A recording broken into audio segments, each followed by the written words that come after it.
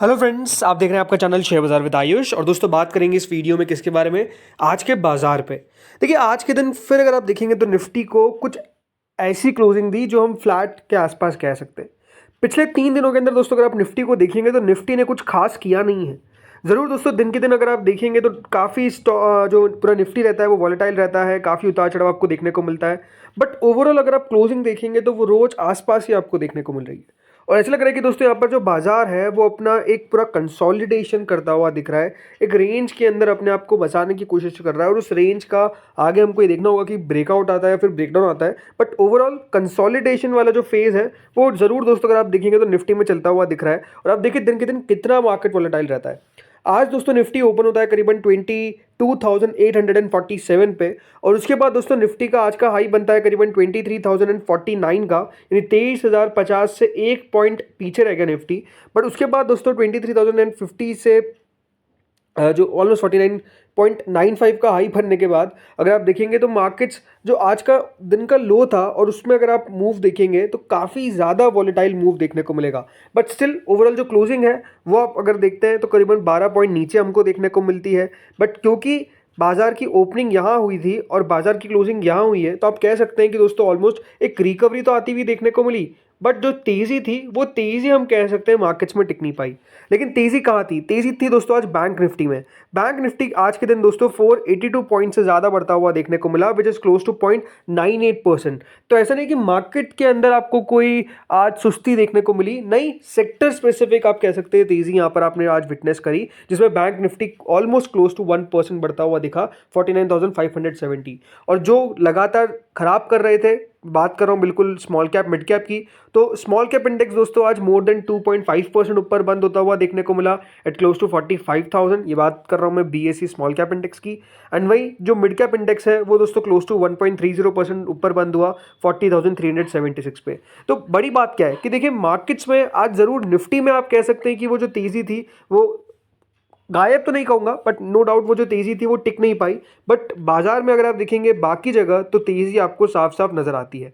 अब फ्रेंड्स, जो निफ्टी है इस पे काफ़ी ब्रोकरेजेस अपना व्यू पेश करते हुए दिख रही है। और इसमें दोस्तों आज 2-3 ब्रोकरेज जिन्होंने अपना व्यू पेश किया, लेकिन एमके का व्यू एक बार हम पढ़ते हैं जो निकल कर आया है। उनका हिसाब से जो एफआईएस की सेलिंग है वो अप्रैल तक दोस्तों इज आउट होती हुई देखने को मिलेगी, यानी अप्रैल के मंथ तक हो सकता है कि एफआईएस जो है वो अपना बिकवाली बंद कर दे। और वो मानते हैं कि निफ्टी जो है वो करीबन 25,000 का लेवल मार्क कर सकता है बाय दिसंबर, यानी निफ्टी जो है वो 25,000 तक जाता हुआ दिख सकता है। और ये बात ध्यान रखिएगा, करंट निफ्टी का जो लेवल है वो 22,932 यानी 23,000 का है, यानी 2,000 पॉइंट्स ऐसे निफ्टी आपको ऊपर जाता हुआ दिख सकता है टिल दिसंबर, वो बात कर रहे हैं। और ओवरऑल उनके कुछ पिक्स भी आती हुई देखने को मिली। लेकिन बड़ी बात क्या है कि देखिए एफआईएस की सेलिंग उनके हिसाब से रुक सकती है फ्रॉम अप्रैल। इसके अलावा देखिए और ब्रोकरेज का व्यू है वो मैं आपको बताता हूँ। फॉर एग्जांपल यहाँ पर अगर हम बात करते हैं अबाउट जेपी मॉर्गन, तो जेपी मॉर्गन ने दोस्तों ईयर एंड का टारगेट दिया है फॉर निफ्टी ऑलमोस्ट 26,500। अब देखिए एमके का टारगेट है 25,000 का, लेकिन जेपी मॉर्गन का टारगेट है 26,500 का, यानी आप समझ सकते हैं कि 1,500 पॉइंट्स और ज़्यादा दोस्तों यहाँ पर जेपी मॉर्गन जो है वो बेसिकली मान के चल रहे हैं कि निफ्टी जा सकता है। वहीं अगर मैं बात करता हूँ सिटी के बारे में, तो सिटी का टारगेट दोस्तों 26,000 का देखने को मिल रहा है। उनके हिसाब से इंडिया रिलेटिवली वेल प्लेस्ड है और निफ्टी जो है वो ऑलमोस्ट 26,000 तक जा सकता है, ये दोस्तों सिटी का मानना है। तो अब 3 ब्रोकरेजेस का आपने व्यू देखा और तीनों ब्रोकरेजेस नो डाउट यहाँ से तो हम कह सकते हैं बुलिश ही है। यहाँ से तो अपना व्यू जो है वो डेफिनेटली पॉजिटिव ही उनकी तरफ से दिख रहा है, राइट। और आज एक इंटरेस्टिंग कह सकते हैं आर्टिकल भी आया जिसमें कहा गया है कि भारत के जो मेगा कैप स्टॉक्स हैं उनमें साइन ऑफ एक रिवेंज देखने को मिल रहा है। रिवेंज मतलब रिकवरी आप मान के चल सकते हैं, रिवेंज का मतलब यही है। अब यहाँ पर क्या कहा जा रहा है, तो दोस्तों एक पैटर्न बताया गया है जिसमें डीएसपी म्यूचुअल फंड ने बताया कि जो भारत की टोटल मार्केट कैपिटलाइजेशन है वो डिक्लाइन हुई थी 58% टू 5 ईयर, मतलब 58% 5 साल पहले, और एक ऑल टाइम लो टच किया था 42%। अब वो जो 42% है वो वापस से दोस्तों बढ़ के अब करीबन 44% के आसपास हो चुका है। ऐसा जो डेटा है वो बेसिकली बताया गया है, मतलब बताया मोस्टली यही गया है कि देखिए एक रिकवरी जो है वो इसके बाद बनती हुई दिखती है। जैसे ही देखिए एक लेवल हम टच कर देते हैं उसके बाद एक रिकवरी का जो साइन है वो आता हुआ दिखता है। यानी बताया क्या गया है, मोटा मोटी बात यही है कि दोस्तों ये मार्केट की एक साइकिल आपको चलती हुई दिख रही है जो डीएसपी म्यूचुअल फंड बताते हुए दिख रहे हैं। अब देखिए market cycle at play, right. Sahil Kapoor जो मार्केट स्ट्रैटेजिस्ट है और हेड है डीएसपी म्यूचुअल फंड की, उनका मानना है कि एक नेचुरल रिदम है मार्केट्स का जो अभी करंटली चल रहा है। मार्केट्स के साइकिल्स होते हैं, पोस्ट कोविड साइकिल ये था कि स्मॉल कैप और मिड कैप स्टॉक्स ने काफ़ी बेहतर परफॉर्म किया था अगर आप लार्ज कैप की कंपैरिजन में बात करते हैं, और पर्टिकुलरली जो लार्जेस्ट कैप स्टॉक्स थे उनमें उतना कुछ खास मूव देखने को नहीं मिला। लेकिन क्योंकि एक आउट परफॉर्मेंस देखने को मिला था स्मॉल और मिड कैप स्पेस के अंदर, और जो टॉप 10 स्टॉक्स थे वो ऑलमोस्ट ऑल टाइम लो के आसपास आ गए थे अगर उनका शेयर मार्केट कैप के हिसाब से देखा जाए। लेकिन उनका मानना है कि पिछले 4 महीनों के अंदर जो एक रिकवरी है, राइट, वो आती हुई दिख रही है उन स्टॉक्स के अंदर। तो ओवरऑल आप ये कह सकते हैं कि देखिए एक समय ऐसा था जब मिड कैप और स्मॉल कैप बहुत बढ़िया करते हुए दिख रहे थे, राइट। मिड और स्मॉल में आपको एक अच्छी तेज़ी देखने को मिल रही थी, लेकिन अब बताया जा रहा है कि जो मिड और स्मॉल के बाद अब जो तेज़ी है वो हमको कहाँ देखने को मिल रही है, पर्टिकुलरली देखिए लार्ज कैप में देखने को मिल रही है। लार्ज कैप में एक रिकवरी का साइन बताया जा रहा है। ये ओवरऑल देखिए जो व्यू है वो बताया गया है डीएसपी म्यूचुअल फंड का, जो अपने आप में देखिए नो डाउट बढ़िया है। बट अब सवाल ये निकल कर आता है कि देखिए मार्केट्स जो है वो हमारे एक डिसाइसिव मूव क्यों नहीं दे पा रहे हैं, बाजार को किस बात की चिंता है और वो किस बात से चिंतित है, ये अपने आप में एक सबसे इंपॉर्टेंट सवाल है। और इस सवाल का आंसर देखिए आपको मैं बताता हूँ कि उसके पीछे का रीज़न क्या है। उसके पीछे का दोस्तों रीज़न क्या है, ये आज दोस्तों एक इंटरेस्टिंग चीज़ निकल कर आई, और वो क्या थी, बेसिकली जो पीएम मोदी के साथ डोनाल्ड ट्रंप की बात हुई थी उसमें क्या क्या बात हुई ये बताया गया। ये अपने आप में देखिए इंटरेस्टिंग है। देखिए उन्होंने क्या कहा, whatever you charge I am going to charge. ये दोस्तों ट्रंप ने कहा है हमारे प्राइम मिनिस्टर नरेंद्र मोदी को ऑन टेरिफ टॉक्स, और ये अपने आप में देखिए एक इंटरेस्टिंग डिस्कशन जो है वो हमारे सामने आता हुआ दिखा है। और ये जो डिस्कशन है टेरिफ में, ये दिखाता है कि ट्रंप ओवरऑल जो उनका स्टैंड लेकर बैठे हुए हैं कि हम तो रेसिप्रोकल टैरिफ लगाएंगे, अगर हमारी कंट्री पे कोई प्रोडक्ट्स पे 100% टैरिफ लगा रहा है तो हम भी रेसिप्रोकल 100% के साथ उस कंपनी पे टैरिफ लगाएंगे, यानी 100% टैरिफ जो है वो लगाते हुए दिखेंगे। अगर आप हमारे पास 5% टैरिफ लगा रहे हैं तो हम भी 5% लगाएंगे सेम प्रोडक्ट पर। अगर आप 10% लगा रहे हो तो हम 10 लगाएंगे। अगर आप कुछ नहीं लगा रहे हो तो हम भी कुछ नहीं लगाएंगे।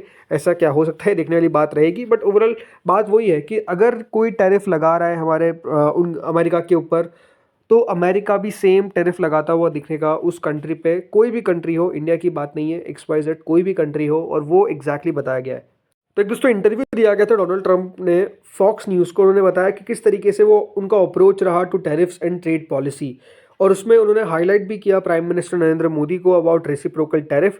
ट्रंप ने रीट्रेट किया कि बहुत सारी कंट्रीज़ है जिसमें इंडिया भी है जो हाई टैरिफ्स इंपोज करती है on US imports, particularly in the automotive sector, and vowed to implement reciprocal measures. मतलब उन्होंने कहा कि जितना हमारे ऊपर लगाया जाएगा टैरिफ, स्पेसिफिकली उन्होंने कहा है कि ऑटो सेक्टर की वो बात कर रहे हैं, तो उन्होंने कहा कि आप जितना हम पर चार्ज करेंगे सेम टू सेम हम भी चार्ज करेंगे इन ऑल फेयरनेस। मतलब वो कह रहे हैं कि ऐसा भी नहीं होगा कि हम आप पे ज़्यादा चार्ज करेंगे, लेकिन हम ऐसा करेंगे जितना आपने चार्ज कर रखा है उतना ही चार्ज करेंगे। ये दोस्तों बताया गया है।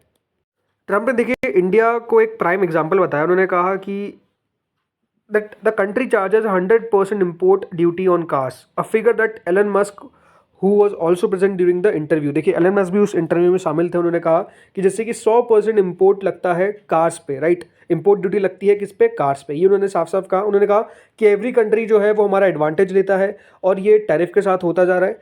अब एक कंपनी को जो अमेरिका की है उसके लिए इम्पॉसिबल हो जाता है भारत में कार बेचना, क्योंकि जो टैरिफ है वो अपने आप में इतना ज़्यादा हाई है कि कोई वो कार बेच नहीं सकते। इसलिए होता क्या है, देखिए उन कंट्रीज़ को अपना जो मैन्युफैक्चरिंग है वो भारत के अंदर लाना पड़ता है। अब उन्होंने कहा कि अगर कोई अपनी फैक्ट्री बिल्ड कर रहा है इंडिया में वो बढ़िया है, लेकिन ये अनफेयर है हमारे लिए, और ये बहुत ज़्यादा अनफेयर है, उन्होंने ऐसा कहा। एंड आप देखिए जब कॉन्वर्सेशन हुई between Donald Trump and prime minister Modi, तो देखिए क्या कहा ट्रंप ने कहा कि here's what we are going to do. उन्होंने कहा कि हम ये करने वाले हैं जिसमें हम रेसिप्रोकल टैरिफ लगाएंगे, मतलब जितना आप चार्ज करते हो उतना ही हम चार्ज करेंगे। फिर देखिए जो हमारे प्राइम मिनिस्टर थे उन्होंने कहा कि no no no, I don't like that. लेकिन उसके बाद देखिए उन्होंने कहा कि no no, whatever you charge I am going to charge, I am doing that with every country. मतलब उन्होंने कहा कि जितना आप चार्ज करते हो उतना हम चार्ज करेंगे, और ये हम सब कंट्रीज़ के साथ कर रहे हैं। एक कंट्री नहीं है ऐसा जिसको हम चूज़ कर रहे हैं, सब कंट्री के साथ ऐसा कर रहे हैं। तो ओवरऑल आप समझ सकते हैं कि जो व्यू निकल कर दोस्तों डोनाल्ड ट्रंप का आता हुआ दिखा है, जिसमें वो सबके ऊपर टैरिफ लगाने की बात कर रहे हैं, डेफिनेटली इंडिया के लिए ये अपने आप में एक नेगेटिव हो सकता है, बिकॉज आपको पता ही है हम ज़्यादा टैरिफ लगाते हैं अमेरिका पे, ये हमने कल भी डिस्कस किया था।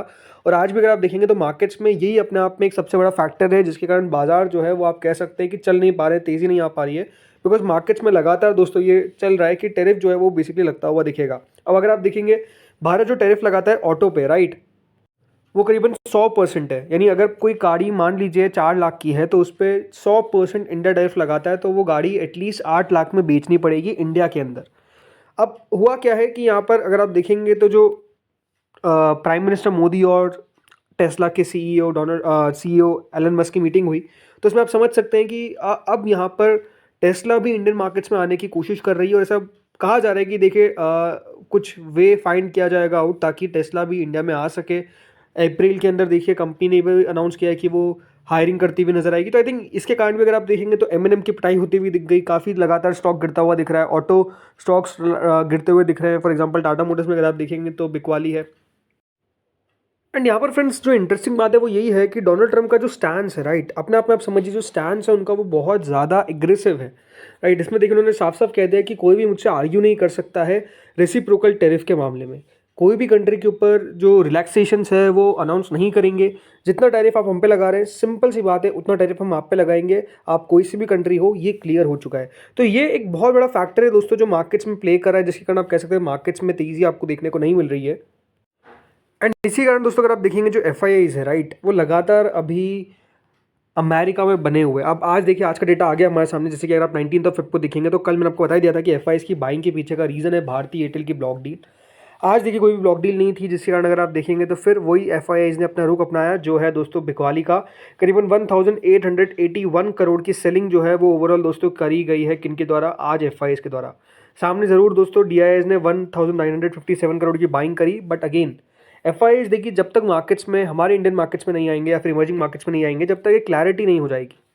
क्योंकि जब भी देखिए टैरिफ अनाउंसमेंट होगा, ऐसी चीज़ों को लेकर मार्केट्स में एक मूड माहौल बना रहेगा, तो हमेशा एक बात ध्यान रखिए, जो करेंसी है वो डिप्रिशिएट करेगी, बिकॉज जो US का डॉलर इंडेक्स है वो आपको मजबूती से ट्रेड करता हुआ दिखेगा। जो सेफ हेवेंस है वहाँ पर अगर आप देखेंगे तो बाइंग्स होती हुई नजर आएगी। फॉर एग्जाम्पल अगर अभी आप देखेंगे तो लगातार गोल्ड जो है वो बढ़िया करता हुआ देखने को मिल रहा है, बिकॉज वो एक सेफ हेवन है। तो जो इक्विटी मार्केट्स है, स्पेसिफिकली जो इमर्जिंग इक्विटी मार्केट्स है, हम दोस्तों एक इमर्जिंग नेशन है, इसीलिए हमारे इक्विटी मार्केट्स को भी इमर्जिंग बोला जाता है, अभी डेवलप नहीं है हम, राइट, आपको पता ही है। और जो इमर्जिंग मार्केट्स होते हैं वहाँ से दोस्तों जो इन्वेस्टर्स होते हैं वो बेसिकली अपना पैसा एग्जिट लेते हैं और उस मार्केट में डालते हैं जहाँ पर क्लैरिटी दिख रही है, एटलीस्ट फॉर नाउ। और वो कौन सा है अभी दोस्तों, मार्केट US का। तो वो एग्जैक्टली अभी अगर आप देखेंगे तो इस तरीके से चीज़ें जो है वो प्ले आउट हो रही है, जिसके कारण दोस्तों हमारे मार्केट्स लगातार टूटते हुए दिख रहे हैं, लगातार गिरते हुए दिख रहे हैं। तो फ्रेंड्स इस वीडियो में इतना ही था। होपफुली वीडियो आपको बढ़िया लगा होगा, अगर लगा तो लाइक कर देना, चैनल से पहली बार जुड़े सब्सक्राइब कर देना। Thank you friends watching this.